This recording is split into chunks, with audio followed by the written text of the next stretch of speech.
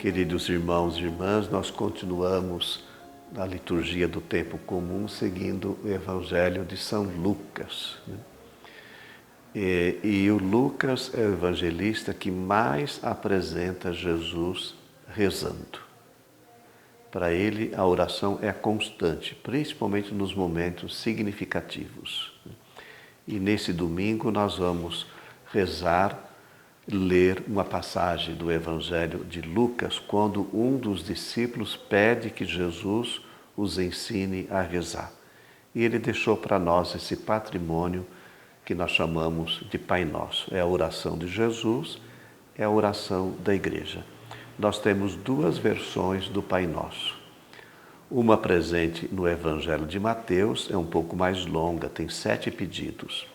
E esta tradição no Evangelho de Lucas, que nós vamos ler e meditar, um pouco mais enxuta, com 5 pedidos. Mas os conteúdos, eles se aproximam. Esta versão do Pai Nosso em Lucas tem algumas particularidades. Primeiro, o texto fala que Jesus está rezando. Olha aí, ele dá o testemunho, está rezando num lugar à parte. Jesus foi uma pessoa de profunda oração. São muitas e muitas passagens. Não é o caso aqui da gente lembrar todas essas passagens do Evangelho de Lucas. Mas é um Jesus orante. Ele reza, ele orienta, ele insiste e ele ensina os discípulos a rezar. E deixou para nós, então, essa tradição no seu Evangelho. Nós temos algumas particularidades, eu vou chamar a atenção de vocês para elas. Primeiro, Jesus, ele nos ensina a nos colocarmos numa postura diante de Deus, chamando Deus de Pai. Isso também está presente no Evangelho de Mateus.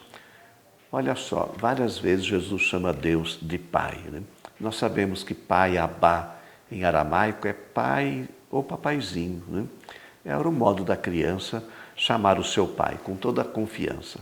É assim que Jesus nos ensina a rezar, a chamar a Deus de toda a confiança.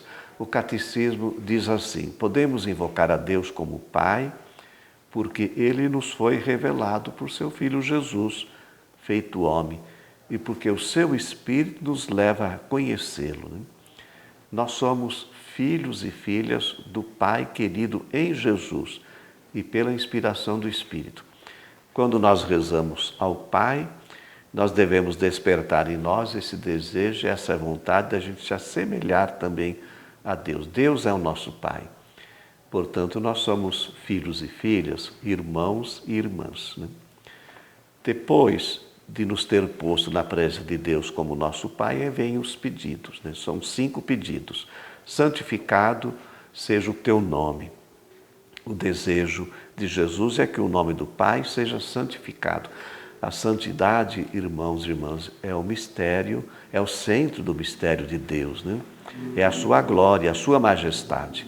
É claro que é o próprio Pai que nos santifica, mas quando nós também pedimos, santificado seja o teu nome, estamos pedindo essa abertura para acolhermos a santidade de Deus. Se nós vivermos bem, nós seremos santificados e o nome do Pai também é bendito. Depois, venha o teu reino. Essa expressão reino, reino de Deus ou reino dos céus, é o centro da pregação de Jesus.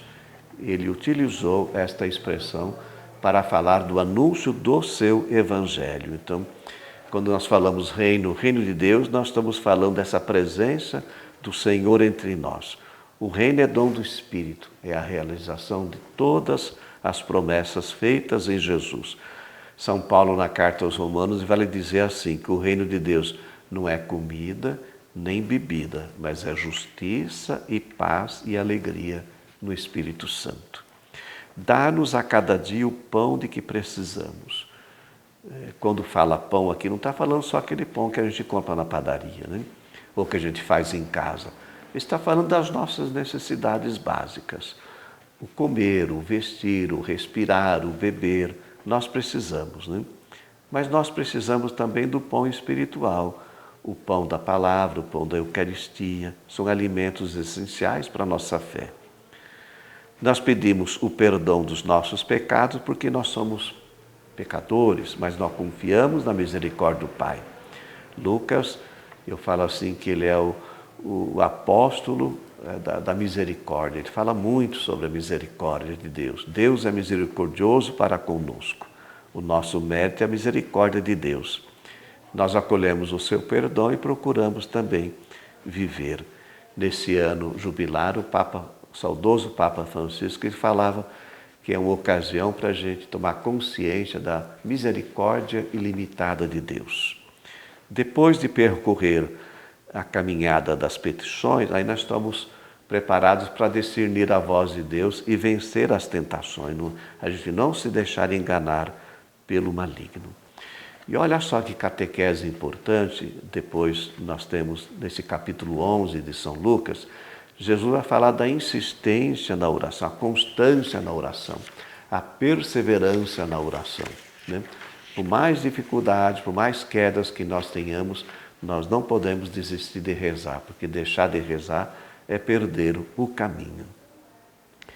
Nós vamos, irmãos, no dia 26 de julho, nós sempre celebramos São Joaquim e Santa Ana, que são os pais de Nossa Senhora, segundo a antiga tradição, os avós de Jesus.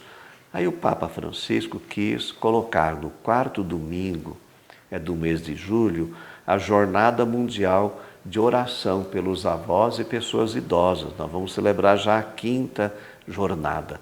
E olha só o lema que foi escolhido: bem-aventurado aquele que não perdeu a esperança, está no livro do Eclesiástico. E a mensagem do Papa Leão XIV lembra alguns idosos da Bíblia, que Deus mesmo, nesse limite, nas fragilidades da idade, Deus escolheu para serem sinais de esperança, para mostrar que também a idade da velhice não é a idade descartável.